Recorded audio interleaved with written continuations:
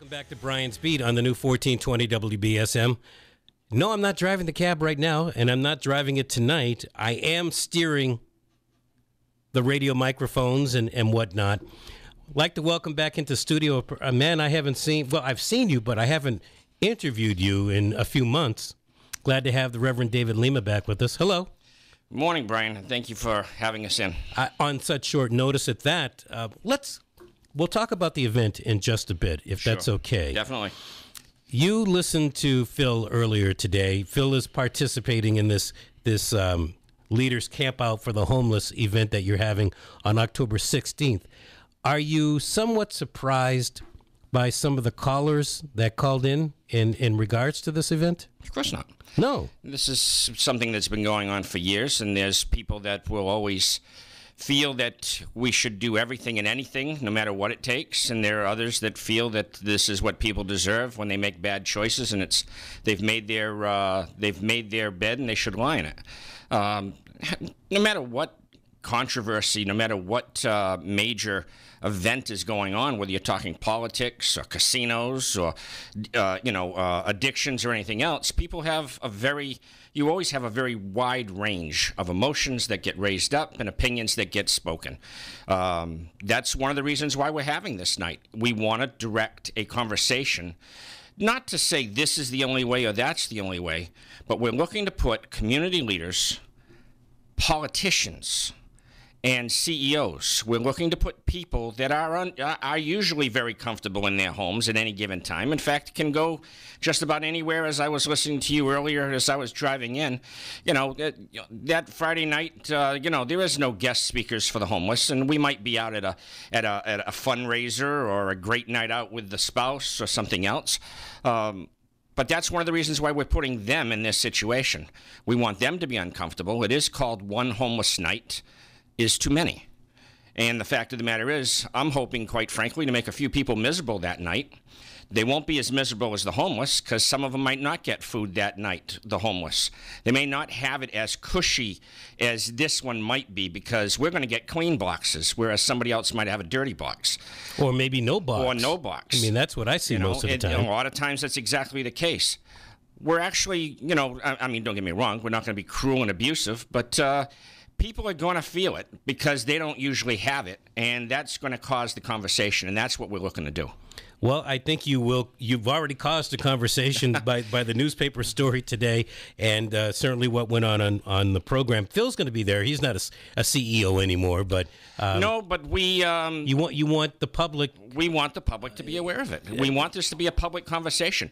That night, it's going to be one where again, the invitation is going out to people that have leadership that is in places. But don't get me wrong, we're also going to be inviting people who have been on the streets, lived there, and have overcome it. We're going to be having some caseworkers there talking about the struggles of helping somebody. Like you pointed out, there are some people that have been on the streets that people have offered help, and they're not, it's almost like they're not willing to come in, or they're always waiting for that next ship to come in.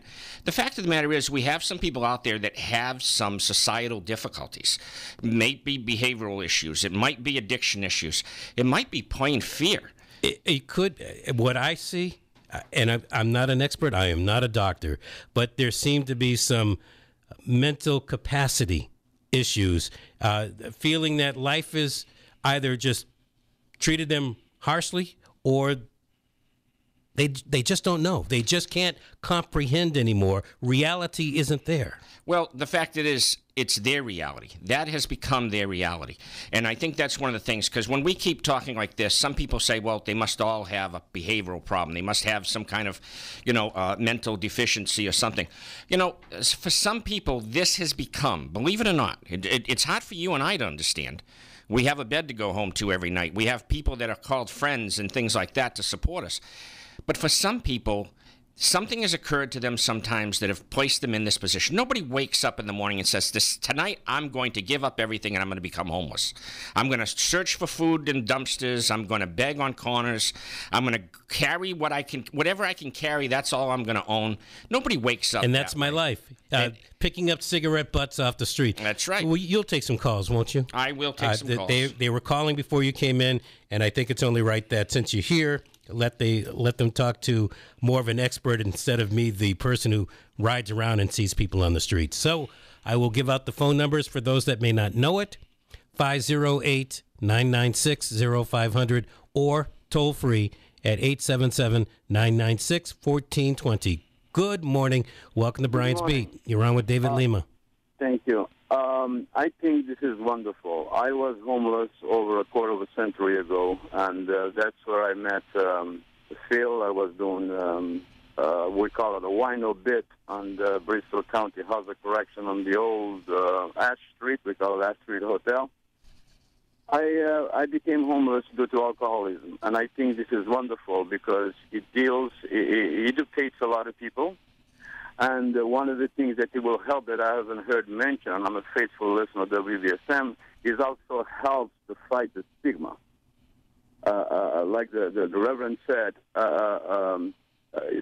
not just all the homeless people due to addiction, alcoholism, and stuff like that. Sometimes can be many, many things. Family breakup and all kinds of things. So it's wonderful. I applaud anything that Phil gets involved in, especially with these new people that I haven't met. It's positive, and it cares so much for the community. Keep up the good work, folks. Thank you, Reverend Lima. No, I appreciate the call and your message, and that's exactly true. We, if some of you remember, years back, there was we were having the motel issue in this area, where we had families being packed into the Capri, into the Moby Dick, out into the Silver Lake, out in Mattapoisett, and one of the people that was there homeless, believe it or not, was a professor from BU, but she had gone through a nasty divorce with her husband.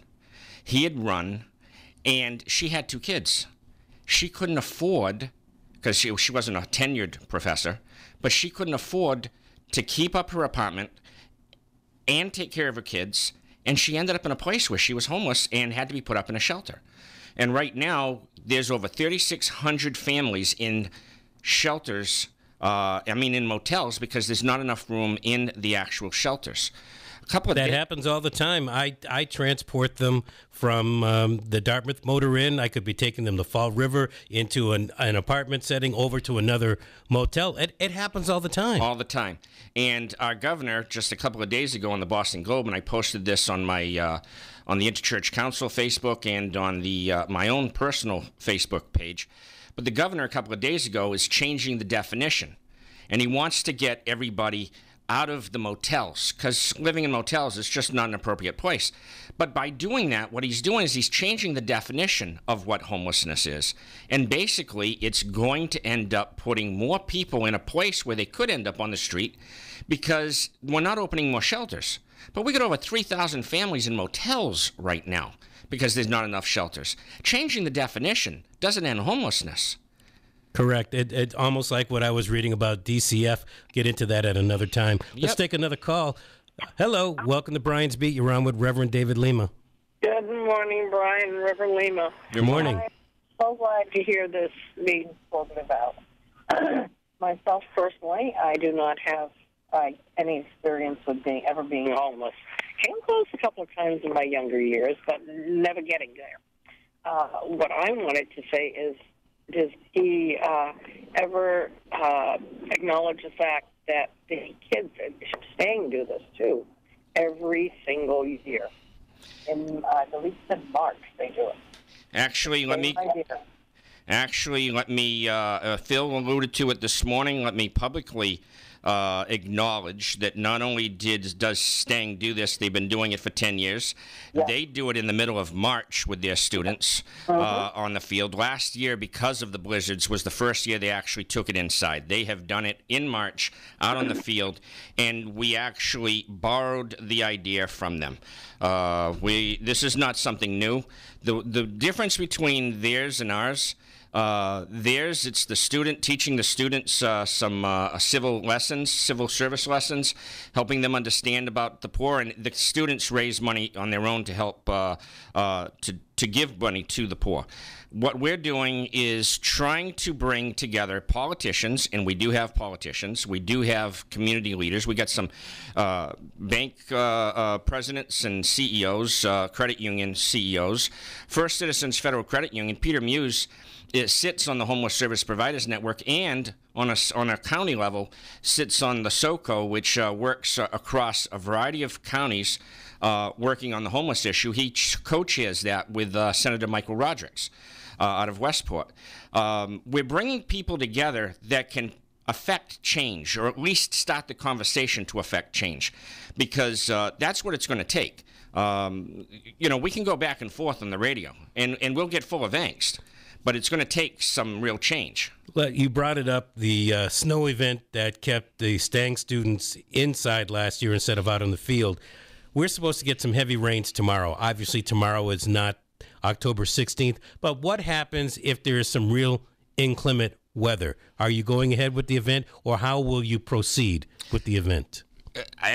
People are beginning to wonder about my Christianity, because I've said that I don't care how cold it gets. I don't care how much it rains. In fact, if there's no rain, I'm hoping to find a hose. All right, so they won't let me get the hose. We'll find one for you. Maybe the fire department can show up. The fact of the matter is we're going on one way or the other. And if somebody drops out, that's going to be on them. That's not on us. But we will continue one way or the other. The homeless don't have that option. They don't have that option. And that's the thing that we have to, again, remember. That's why, don't get me wrong. We wanted to do this sooner rather than later, because part of this is in raising funds to be able to create some overflow shelters. The shelters, and you had asked earlier about where the number came from, the 60 that's being listed. We actually have well over 500 people that are considered homeless by definition, who are in some kind of program. The $1.5 million or close to $2 million that comes to the city through the federal funds, it does do a lot of good work, but there are some people that still, there's a gap, that still end up staying on the street, that because there's not enough. We just don't have enough. And so you say you don't have enough of what? Funds, facilities, programs, period. And we're considered one of the better ones in the state in terms of being able to find people assistance and getting them help. Not just here. There's a conception out there that we get everybody's problems. We get Boston's problems and Springfield's problems and Brockton's problems. It was funny because about a month and a half ago, the chief of police in Hyannis said, we get everybody's problems. We get Boston's problems, Springfield's problems. We get New Bedford's problems. The fact of the matter is, why do the homeless end up on our streets? Well, they end up basically for a variety of reasons. Usually there's a connection to the city. Friend, family, history for them. That's usual. The other reason, they're always going to go to a place where what little they have, they can afford more. It's cheaper to be homeless in the streets of New Bedford than it is to be in the homeless on the streets of Boston or someplace else. So, and they really do try. These are people that really do try to make better for themselves, but their better is still lower than what we would consider best. You say they try to do better for themselves, but when the public sees them, they don't look like they're doing better for themselves. Again, perception is reality to the person doing the perceiving. Without a doubt. And that's one of the reasons why we keep helping. And you mentioned about the woman who was staying at the church in the alcove on County and Elm. Yes. She was out there for quite a while. And it took a few of us to finally get her in for help. But the thing that I think that we miss sometimes, we think we're helping people by keeping them where they are. She was I was waiting at the lights, and someone stopped and dropped off a box of coffee. A whole box of Dunkin' Donuts, box of Joe, okay? And a box. Now, maybe they had sandwiches in it. It looked more like a dozen donuts. That's the kind of box that it was. People will give like that because they think they're helping somebody. But what we're doing sometimes is we're enabling people to stay where they are. I suppose that's true. That woman was, on one night, she was there with a few other people. And she wasn't always homeless, obviously. No. But I had seen her before, and I'd seen one of the men that was with her. I had a drunk in my cab the following Friday night. He left a whole bunch of food from Antonio's in the back seat. And I said, well, the way this guy treated, I'm not going to take the food back to him. And I drove up right to the church and I said, look, there's some food that was left here in my vehicle. You guys are more than welcome to it. And I gave it to him. Now that you say that, you're making me think, well, I enabled them to stay there a little bit longer. Thankfully, they were off the streets not too much longer after that. But that took a major effort. That was an effort between the city, Catholic Social Services, ourselves, the church itself. That was an effort. We worked with her for 2 or 3 weeks. Do you remember how people want, get him away from that church. Get him out of downtown. Oh, but you know why? Because a lot of us, it's the shame, it's the stigma, and quite frankly, it's the guilt.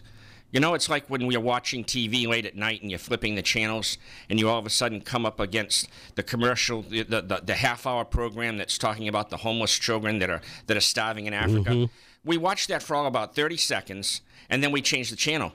Not because it's not, because we want better entertainment. It's because we feel guilty that we may not be able to do anything, and, I can't help everybody. And you know what? We can't help everybody. And we have no illusions that we're going to get everyone off the streets. But you know what? In humanity, we at least need to make the effort. And I hear you. And the fact of the matter is, if we're able to help one life, if we're able to take care of people, that's what we've got to try to do. 508-996-0500. Welcome to Brian's Beat. You're on with the Reverend David Lima. Yes, Reverend David Lima, I appreciate what you're doing for the homeless, but there was also another person before you that always tried to do for New Bedford homeless, was Johnny Dutra. He was out there with a small table at these businesses, Walmarts, downtown, even if it was $1 that people would put in the container. He was out there trying to help the homeless. And I appreciate Johnny Dutra's in heaven now, and I know he's smiling down at you, knowing what you're doing for the homeless, and I thank you so much. Well, I appreciate that, and I definitely want to give honor to Mr. Dutra. But I also want to make sure this is very clear. I just happen to be the person that's here in the seat talking on the microphone. This is not just my effort. This is a very large effort put on by a lot of people. Catholic Social Services. The Homeless Service Providers Network is the entity that works with the city government to distribute the monies and oversee how the HUD monies for the homeless get taken care of. You've got people like Packer and Carl Alves. You've got people like, you've got business people that are on that. There's 40 people on that. So this is a major effort. This is not just Reverend Lima or one other person or two other people. This is a major effort. And so, and that's what it's going to take. It's going to take a major effort in order to be able to help people. Reverend Lima, the fear is, and I would be part of that fear, is after October 16th, when you pack up things on October 17th, it's a history lesson. It won't be for the homeless. Well, I can guarantee you, and part of this is going to be an effort to raise funds. The funds are going to, at first, go for, depending on how much we're able to raise, it's going to go towards the overflow shelter. Now, the overflow shelter is, when you were talking about inclement weather, those bad winter days and the super cold. Last year, we had over 50 days. And you're not supposed to have that many days, according to the federal government, without making it an official shelter. There was a lot of work, and that's where some of those numbers came from. Because when we had those super cold days and people were making it to the shelter, we would have over 40, 50, 60 people that would show up.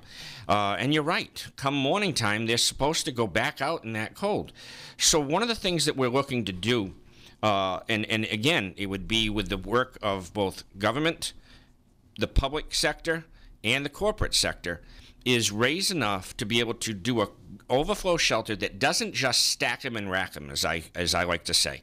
We're not just looking for a place to give them a place to stay, to sleep for the night, and then send them back out. We want to be able to do, as you started saying earlier, start setting them up with services. Start even the most basic thing. When you've been homeless for a while, and people don't even understand this, when you've been homeless for a while, you tend to lose things. Wallets, IDs. You can't get services in this country without an ID. You can't get even the simplest things that are coming to you that is available to anybody without an ID. But if you don't have an ID, how do you get it? Well, now you got to work with an agency or work with the city government or work with someone that's going to be able to set you up with an ID so that you can get your Social Security number back on file, so you can get whatever is coming to you, so that you can be able to get some help. My question would be, and this is broad-based, I'll throw it out to you. You've spoken to a number of homeless, as I have. What do you believe is the number one thing that would help a homeless person out?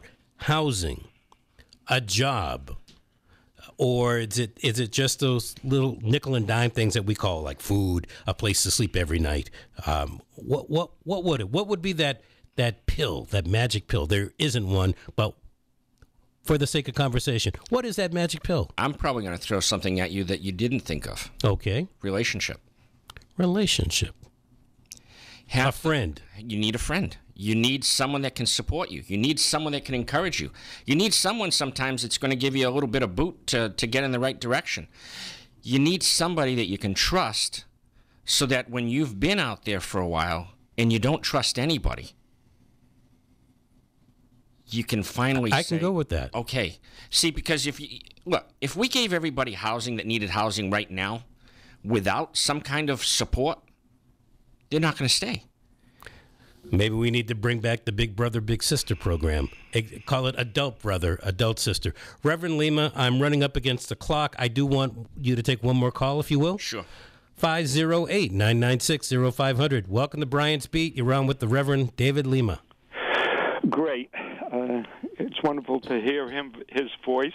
Everything he said last about people you can trust, that certainly applies to the deceased John Dutra, who worked since 1983 for homeless. But my question is, how would the bill proposed in the state legislature, H.R. 1129, the Homeless Rights Bill, help the homeless like similar bills have done in Rhode Island and Illinois? Thank you for your question. I appreciate your call. All the calls today. Reverend Lima? Quite frankly, I am not up on exactly what that bill says, so I couldn't speak intelligently to it. I'll tell you what. Hold that thought. I'm up against the clock. I hope you'll come back in before October 16th. Definitely. We can follow up, and you can study up on the bill, and we can talk about that too. Definitely. Reverend David Lima coming into the studio today on very, very short notice. I appreciate it. Thank you very much. Thank we you. will continue with your calls when we come back.